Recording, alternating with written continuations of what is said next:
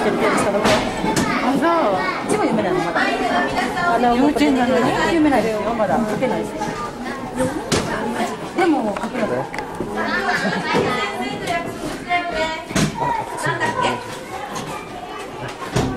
大丈夫ですけど。先生がここに立ったら大事な話をしますからみんな話を聞く姿勢をして先生のお顔を見てください。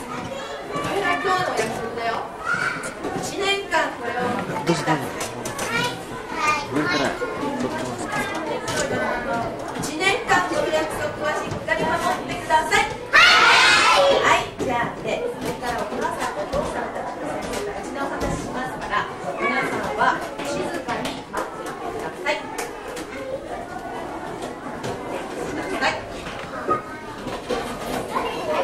ご父兄の皆様、本日はこの